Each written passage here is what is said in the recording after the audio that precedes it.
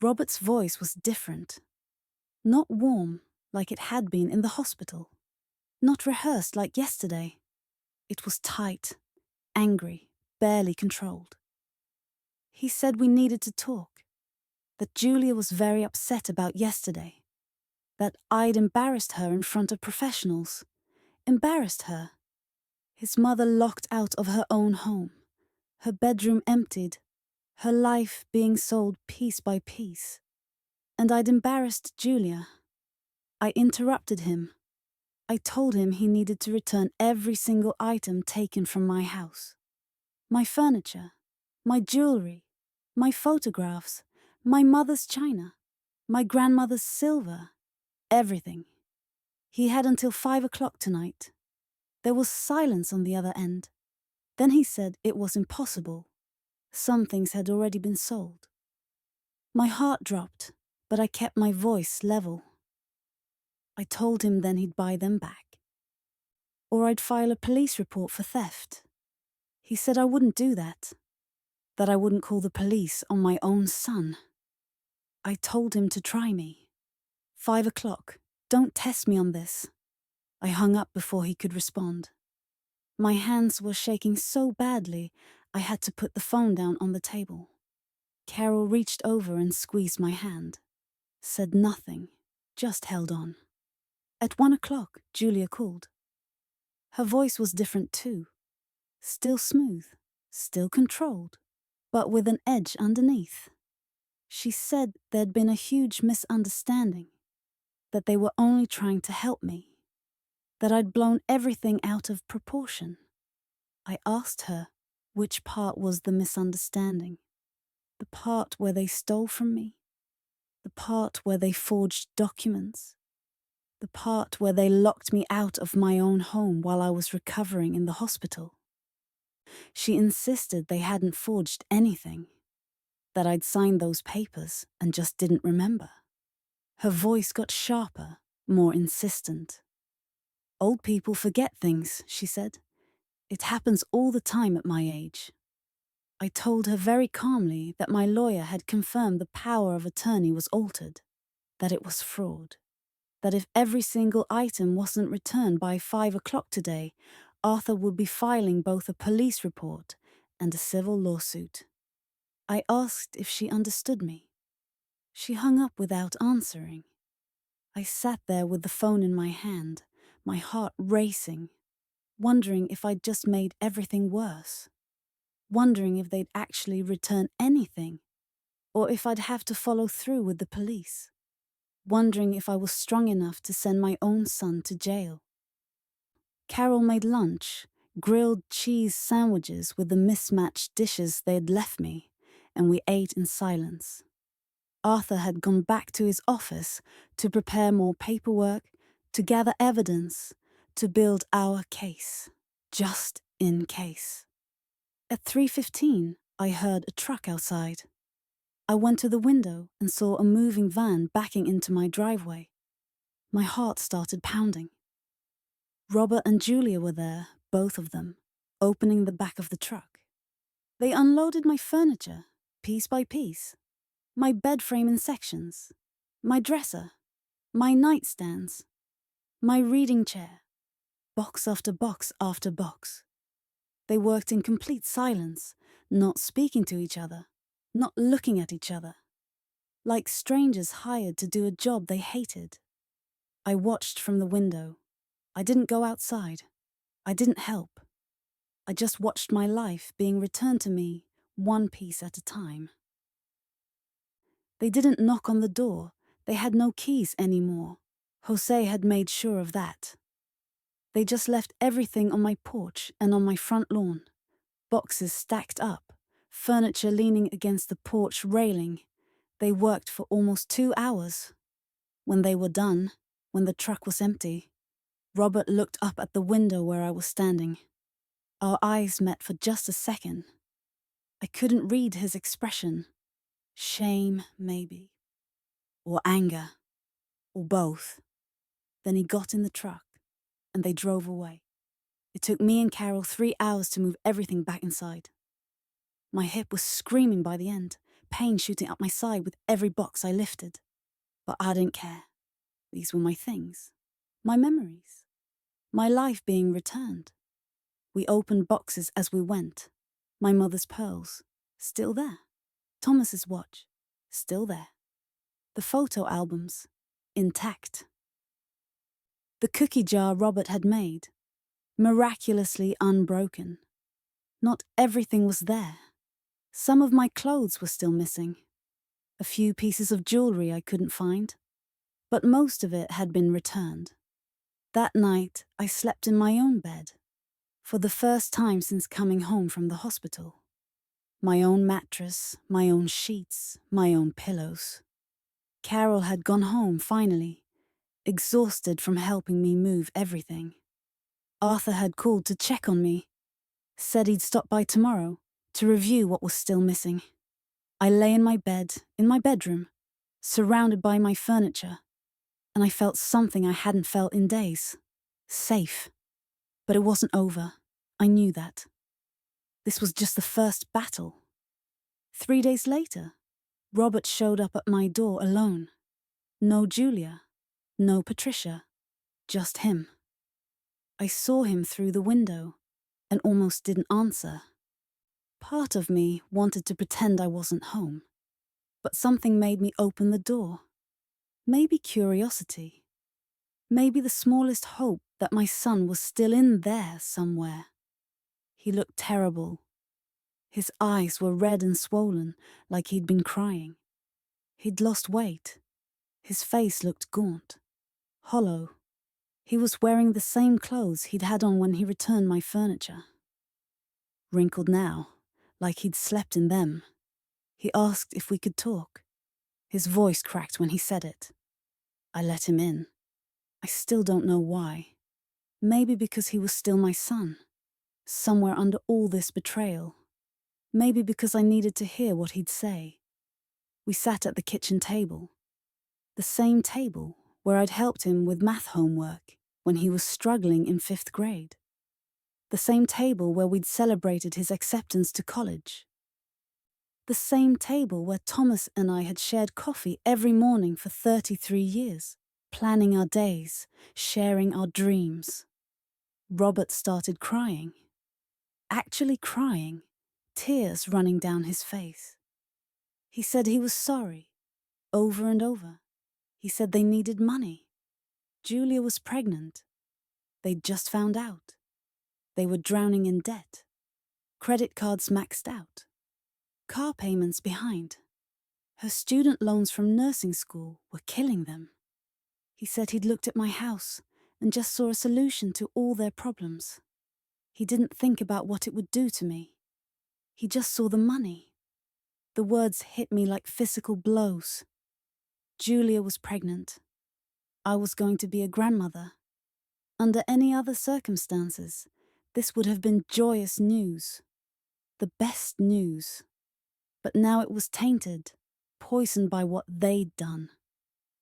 I asked him quietly if he understood what he'd said, that he saw me as money, not as his mother, not as a person, as a solution to his financial problems. He nodded, still crying. He said Julia had been in his ear for months, talking about how I didn't need such a big house, how it was just sitting there gaining value while they struggled. How it wasn't fair that I had all this equity, while they could barely make rent. She'd made it sound so reasonable, he said. Like they were actually helping me by forcing me into assisted living, like they were doing me a favor. I asked about the power of attorney. Did he add those pages himself? He nodded miserably. Julia's uncle was a lawyer who'd helped them, told them people did it all the time, that it was fine because I was going to give him control of everything eventually anyway when I got too old. Why not just speed up the inevitable? The inevitable. Like my competence, my independence, my dignity were all inevitable losses. Just a matter of time. I asked if he understood that what he'd done was fraud, that it was elder abuse. that he'd committed multiple felonies against his own mother. He said he knew, that he hated himself for it. Julia wanted him to fight me, he said. Her mother wanted them to take me to court, to get me declared incompetent, to force the sale of the house. But he couldn't do it anymore. He couldn't keep hurting me. I sat there looking at this man who was my son, trying to find the little boy I'd raised. Trying to reconcile the child who'd brought me dandelions from the yard with the man who'd stolen my furniture while I lay in a hospital bed. I asked him what he wanted from me now, why he was here. He said he didn't know. Maybe forgiveness. Maybe just to explain. Maybe to see if there was any way to fix this. I told him the truth. I said I didn't know if this could be fixed. He'd broken my trust in ways I didn't know were possible. He'd hurt me deeper than I'd ever been hurt, and that included losing Thomas. At least Thomas's death wasn't a choice. This was. Robert had chosen to do this to me. He asked if I could ever forgive him. I said I didn't know. Maybe someday, maybe never. Right now, I just needed him to leave me alone. I needed space and time and distance to figure out if there was anything left of our relationship worth saving. He asked what I needed from him to start to make this right. I thought about it carefully. I told him I needed him to go to therapy, to figure out how he became someone who could do this to his own mother. I needed him to take full responsibility, not to blame Julia or her uncle or anyone else. These were his choices. I needed him to understand the full weight of what he'd done, and I needed him to keep Julia away from me. Indefinitely, maybe forever. I couldn't even look at her without feeling rage. He nodded at everything, still crying. He asked if he could ever see me again, if there was hope for us. I told him, honestly, that I didn't know. That he'd have to prove through actions, not words, that he'd changed. That it would take years maybe, that I might never trust him again, but that some small part of me still loved him, even though right now I really didn't like him at all. He stood up to leave, and at the door he turned back. He said he'd been thinking about something. When I fell in the bathroom, when I'd lain there for 2 hours, if something worse had happened, if I'd hit my head, if I'd died. His first thought when he heard about it wasn't grief. It was relief. Relief that he'd get the house sooner. Relief that he wouldn't have to go through with the whole assisted living plan. He said he'd had that thought for just a second before horror at himself set in. But he'd had it. And that's when he knew how far gone he was.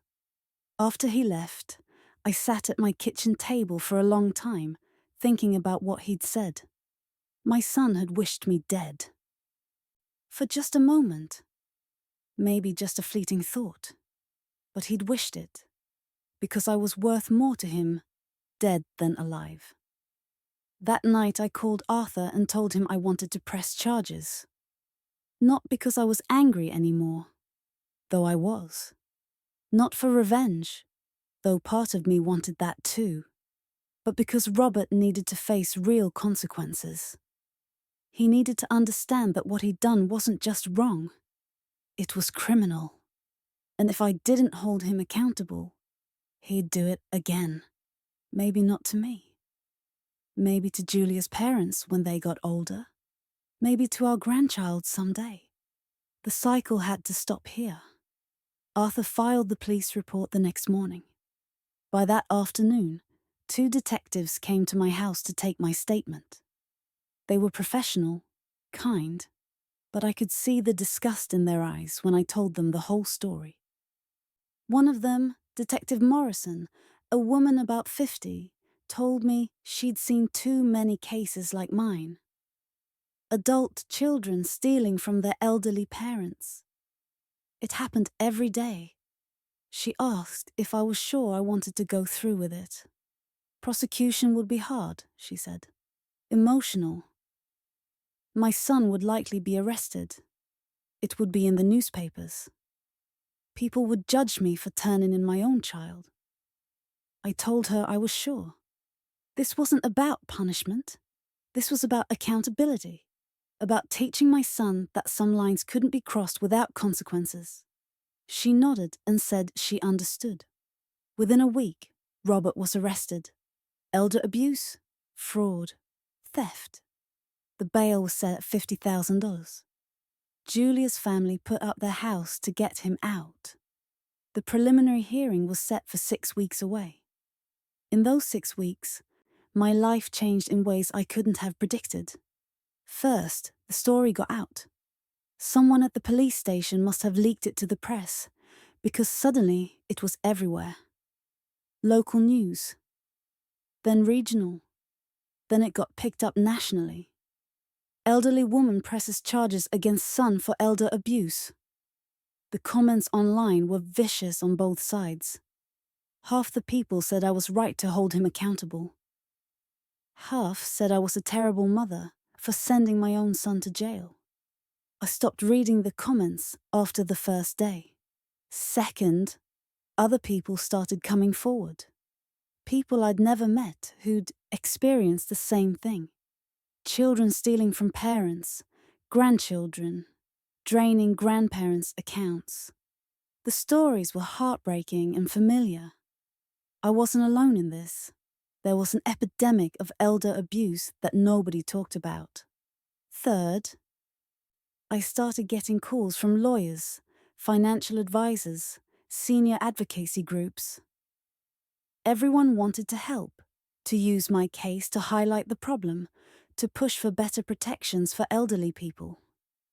I did a few interviews, told my story. If my humiliation could help even one person avoid what I went through, it was worth it. And fourth, I started to heal. Not completely. I don't think I'll ever completely heal from this. But I started therapy myself, Carol insisted.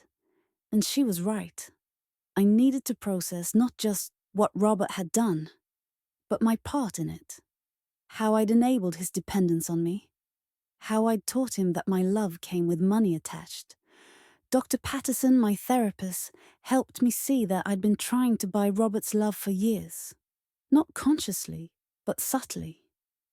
Every time I paid his rent, every time I gave him money for things he should have budgeted for himself, I was teaching him that I was valuable for what I could provide, not for who I was. It was a hard truth to swallow. The preliminary hearing came. I sat in the courtroom with Arthur beside me, watching my son stand before a judge. He looked smaller somehow, diminished. His lawyer, a public defender because Julia's family had no more money after the bail, tried to argue that this was a family matter, that it should be handled privately. The judge didn't agree. The evidence was clear. Robert had altered legal documents. He'd stolen property. He'd financially exploited an elderly person. The fact that the elderly person was his mother made it worse, not better. The case was bound over for trial.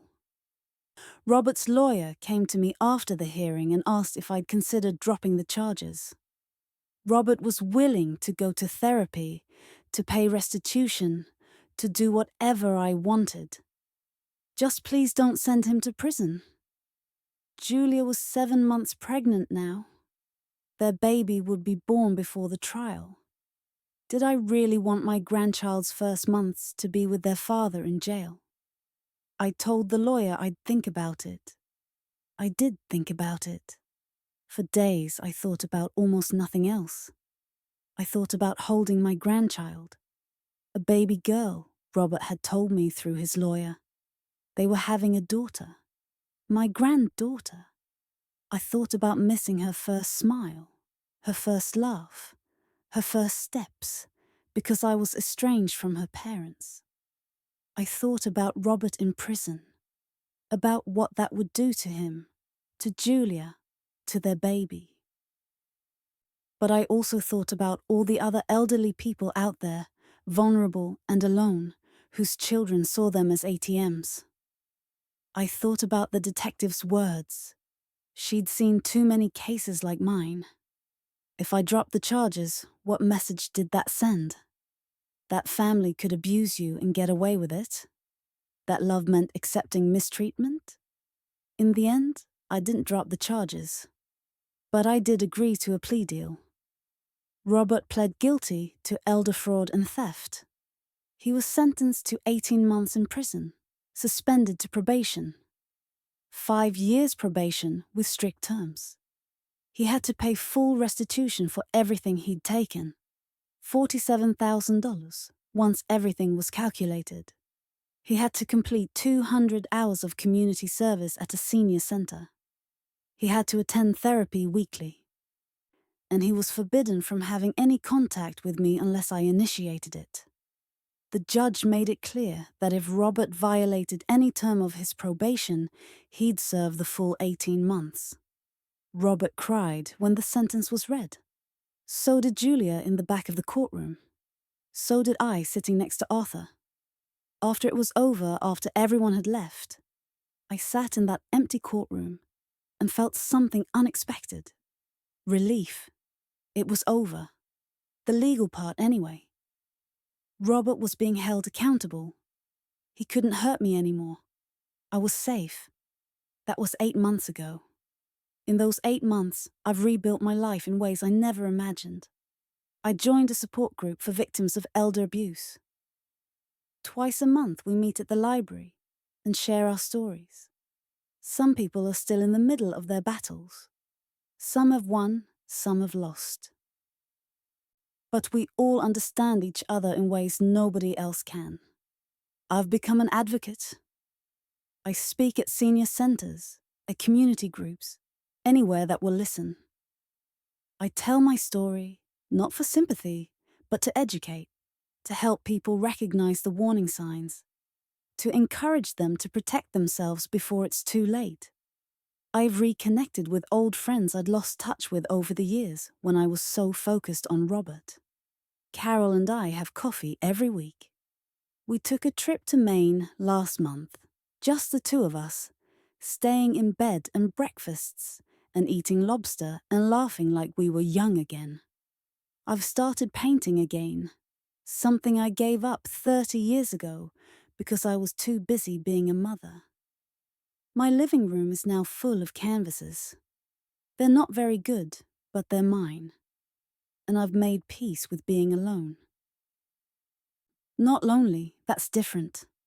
I have friends, activities, purpose. But alone in my house, answerable to no one.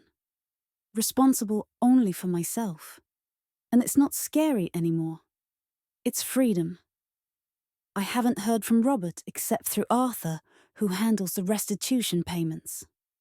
$500 a month, deducted directly from Robert's paycheck. It will take him 8 years to pay me back at that rate. I haven't met my granddaughter. Julia sent me a birth announcement through the mail, a formal card with no personal note. Her name is Emma Grace.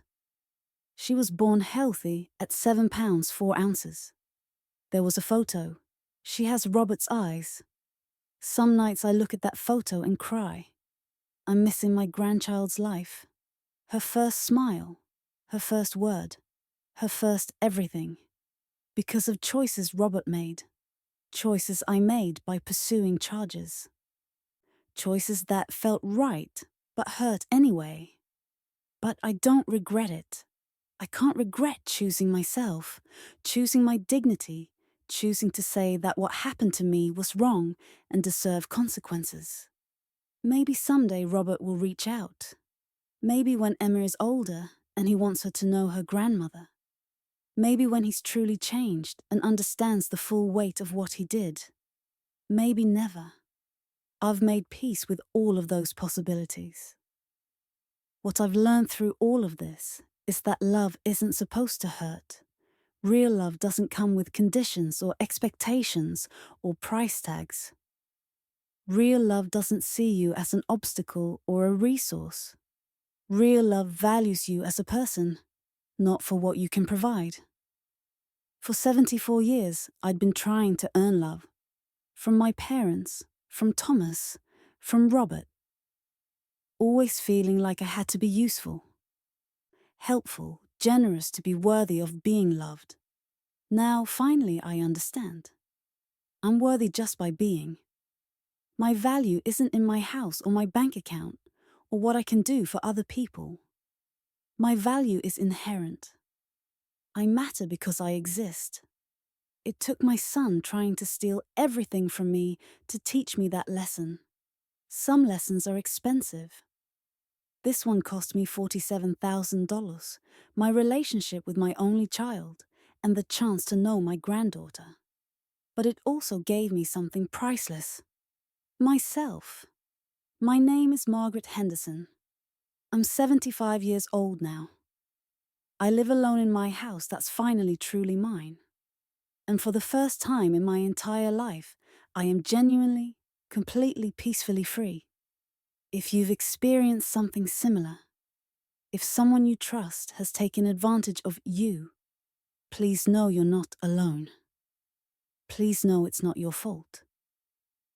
And please know you deserve better. Document everything. Get a good lawyer. Protect yourself. And remember, family is supposed to lift you up, not tear you down. I would love to hear your thoughts. Have you experienced something like this? What would you do in my situation? Please share in the comments. And if this story helped you in any way, please share it with others who might need to hear it. Thank you for listening to my story. Until next time, take care of yourselves and each other.